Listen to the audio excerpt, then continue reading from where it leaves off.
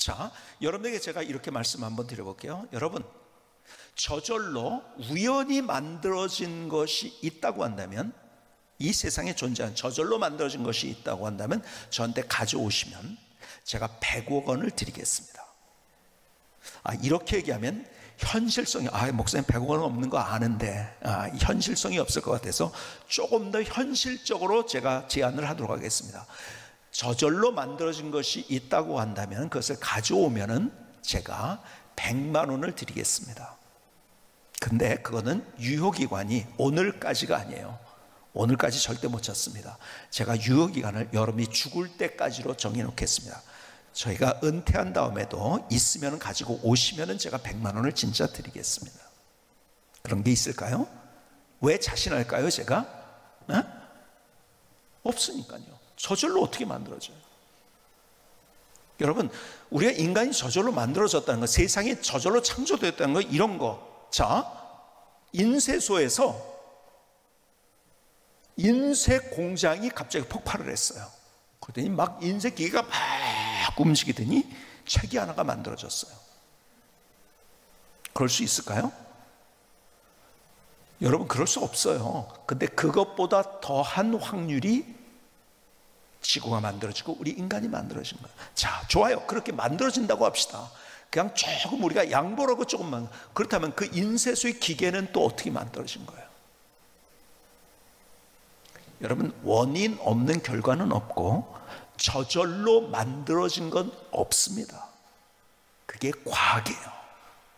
그게 정상적인 논리예요. 그것이 합리적인 논리예요. 근데 우리는 나도 모르는 사이에 그냥 비논리를 쫓아가고 있는 거예요. 야, 이거 논리적이지? 자기가 비논리적인 것을 그냥 사람들이 다 그렇게 얘기하니까 다 쫓아가. 여러분, 좀 생각을 하면 돼요. 조금만 생각하면 하나님이 계시다는 건 누구든지 알 수 있는 거예요. 근데 왜 자꾸 부정을 하느냐? 내 마음대로 살려니까. 니체가 얘기했거든요. 야, 네가 초인이야. 네가 생각하는 게 맞아. 네 느낌이 맞아. 네 생각이 맞아. 그걸 내가 내 말이 맞다는 것을 얘기하기 위해서는 하나님이 있으면 안 돼. 왜? 내 생각하고 하나님의 생각은 다르니까.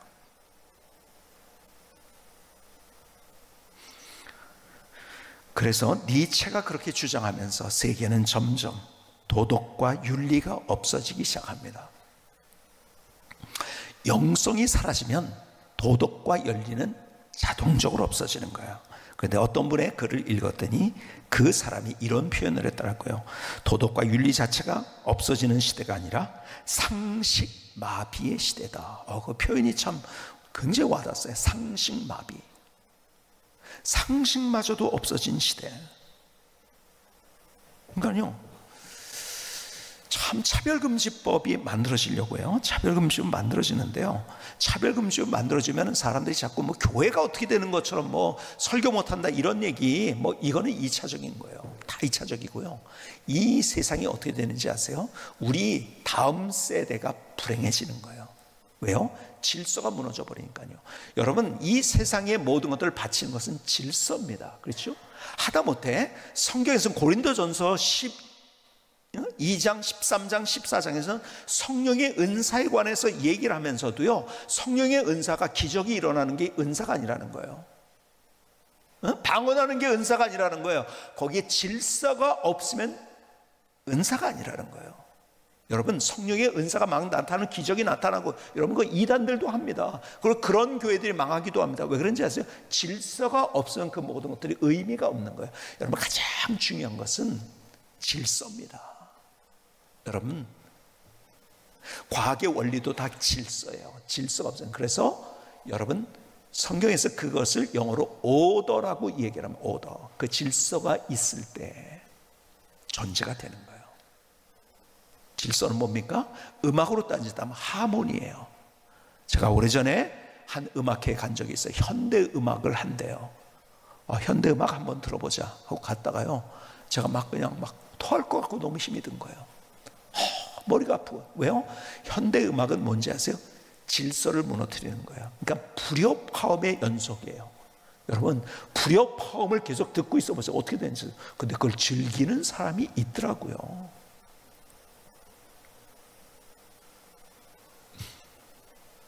여러분, 저는 현대 미술, 이제 장르가 있잖아요. 미술도 장르가 있는데,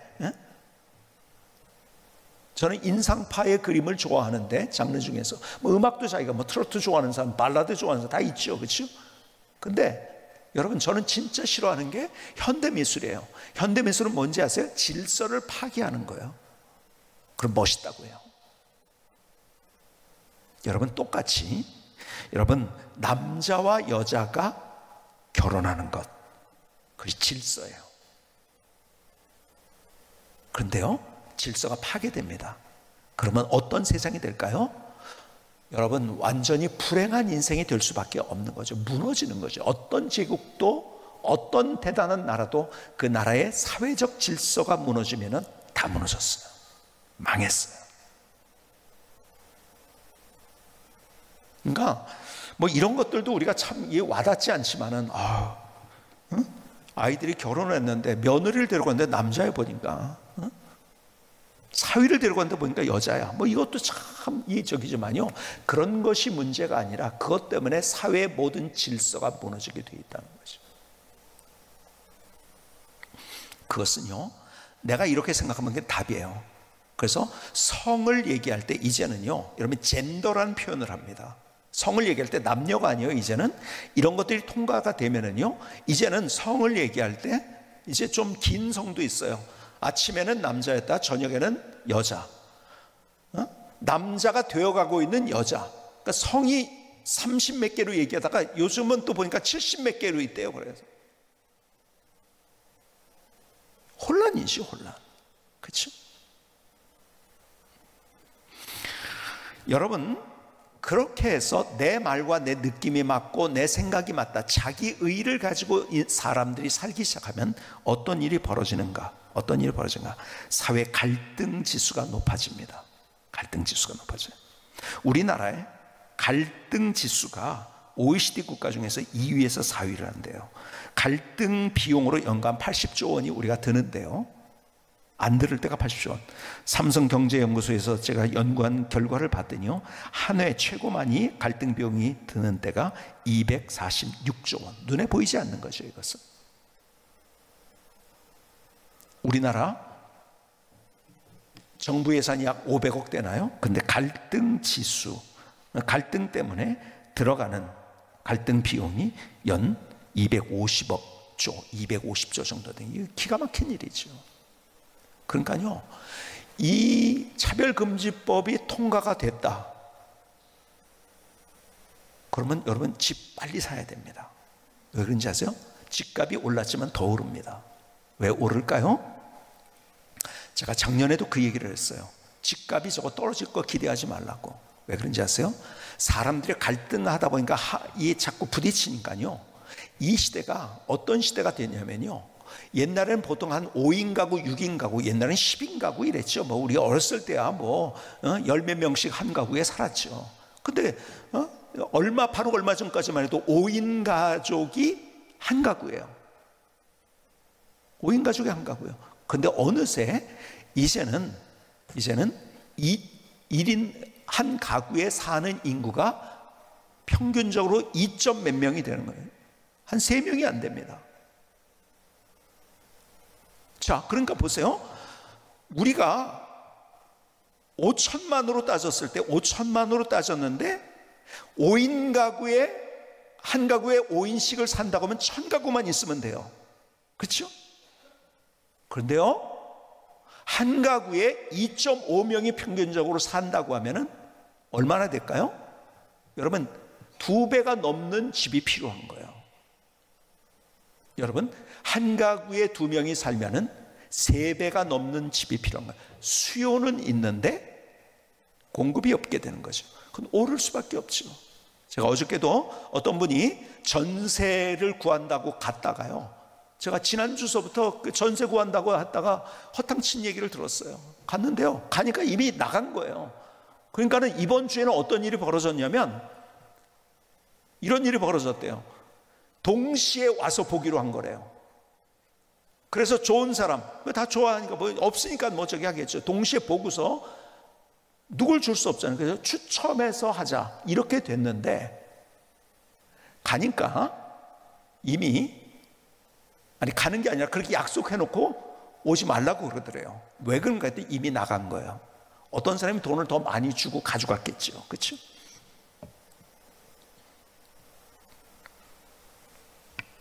로마서 1장 26절은 말씀합니다.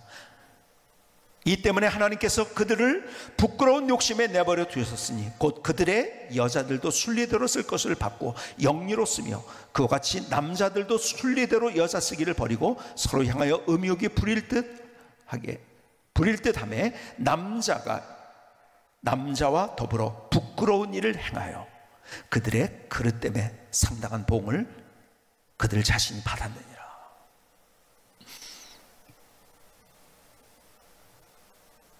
로마서 1장 32절은 계속 이렇게 얘기합니다. 뒤에 내려가서 그들이 이 같은 일을 행하는 자는 사형에 해당한다고 하나님께서 정하심을 알고도 자기들만 행할 뿐 아니라 또한 그런 일을 행하는 자들을 옳다 하느니라. 여러분, 나도 그렇고 너도 그렇게 해야 돼. 그래서 법이 만들어지는 거예요. 낙태법 때문에 요즘 또 시끄럽기도 합니다. 사람들은 낙태가 왜 죄냐고 그래요. 여러분, 생명인데 생명을 함부로 하는 것을 별로 그렇게 어려워하지 않아요. 왜냐하면 내가 중요하니까요. 내가 중요하면 다른 생명도 중요하게 생각하는데 나만 중요한 거예요. 내 말만 맞는 거예요. 그래서 낙태법 잘못됐다, 이거 낙태하면은 이거 잘못이라고 하는 그런 건 법은 잘못된 것이다. 그래서 그들이 낙태법을 폐지하기 위해서 애를 씁니다. 그리고 그들의 캐치프레이즈가 뭔지 아세요? 전 기가 막힌 것이 캐치프레이즈가 나의 몸, 나의 선택이에요. 나의 몸, 내 몸인데 내가 선택하는데 왜 그래 네가? 그러니까 내가 내 몸을 내가 가지고 죄를 짓고 잘못해도 그것은 아무런 이상이 없다. 여러분, 우리에게는 최소한의 양심이 있는 거예요. 생명인데 그렇게 함부로 내가 싫다고 함부로 그 생명을 죽이고 이게 되냐고요. 그것도 된다는 거죠. 그래서 영어로 하면 그들의 캐치프레이즈가 My body, my choice. Raise your voice. 너희들의 목소리를 높여. 네 몸이야, 네 몸이야. 캐치프레이즈야 그게. 네 거야, 네 거야. 그들에게 니체의 이야기는 얼마나 복음일까요? 하나님이 없어요. 그리고 네 말이 맞다고 얘기해 주니까요. 니체만큼 그들에게 복음이 없는 거죠.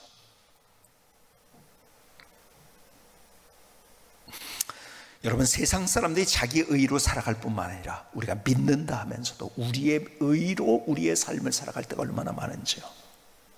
자기 의로. 사도 바울은 이렇게 이야기합니다. 사도행전 9장에서 예수 믿기 전에 그가 어떻게 했는가, 종교적이 열심히 있었을 때 그의 의가 뭐였는가.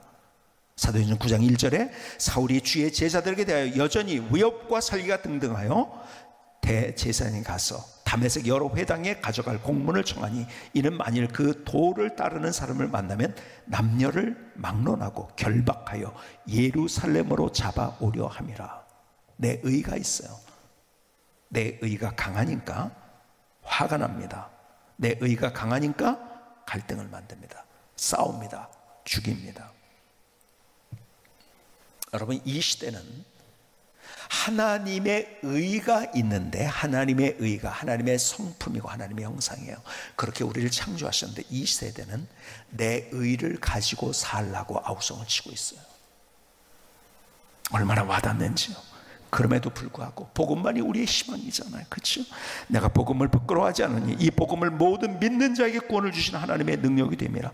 먼저는 유대인에게요 그리고 헬라인에게도 복음에는 하나님의 의가 나타났어. 하나님의 의라고 표현하죠. 복음에는 하나님의 의가 나타난다. 복음 속에 하나님의 의가 있다는 것이요. 믿음으로 믿음에 이르게 하나니 오직 기록된 바 오직 의는 믿음으로 말미암아 살리란 것 같아요. 여러분, 복음의 하나님의 의. 그러니까 우리가 본질적 의가 뭔지를 가르쳐주고 있는 거예요. 제가 이 말씀을 묵상하면서 하나님, 이게 도대체 무슨 말씀을 주신 거예요?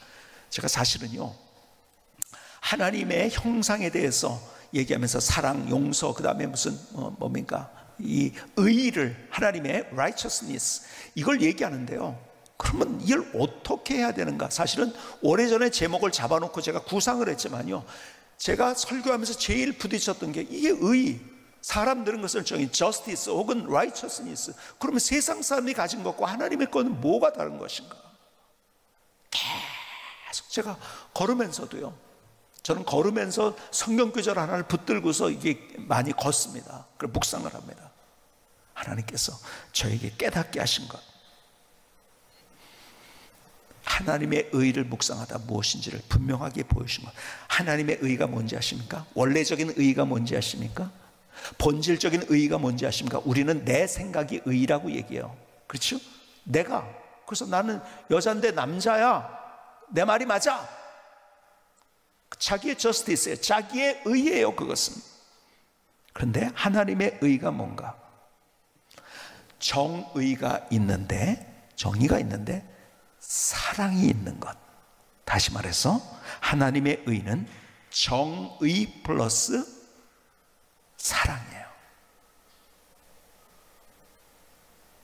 그 하나님의 의가 어디에서 나타났다고요?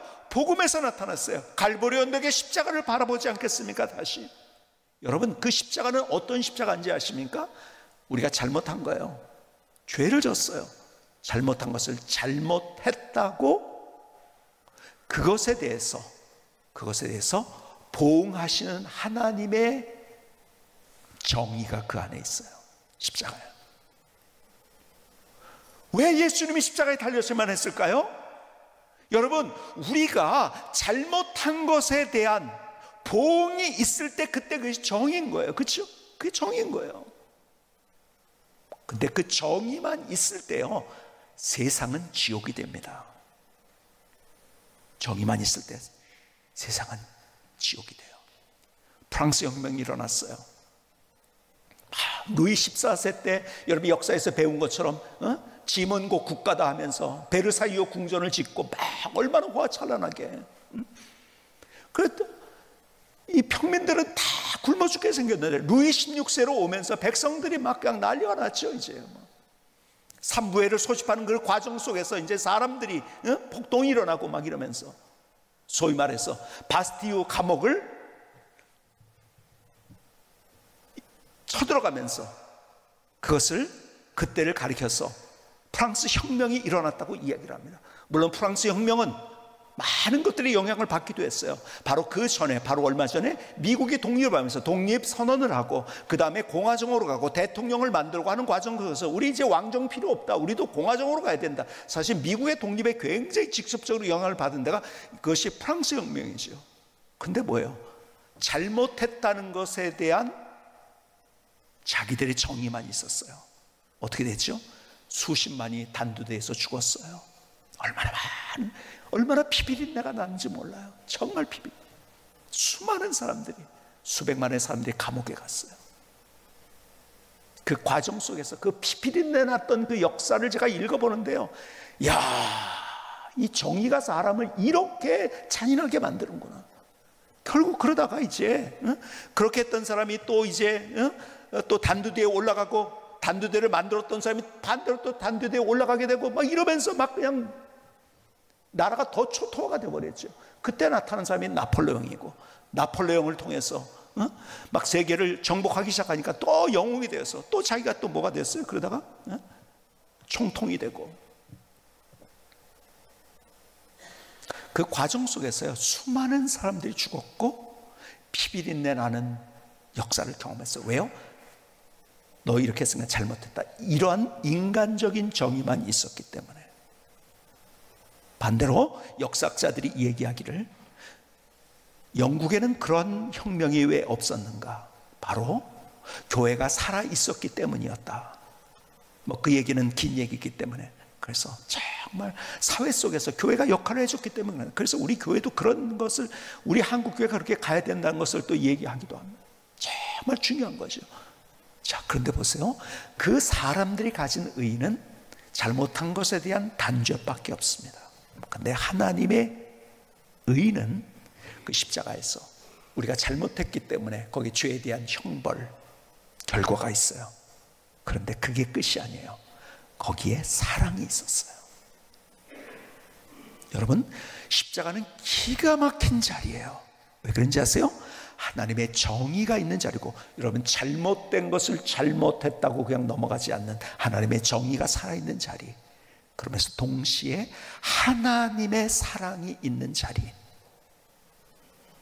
그래서 복음의 의가, 하나님의 의가 나타났다고 말씀하고 있는 거예요. 여러분, 내 말이 맞다고 단순하게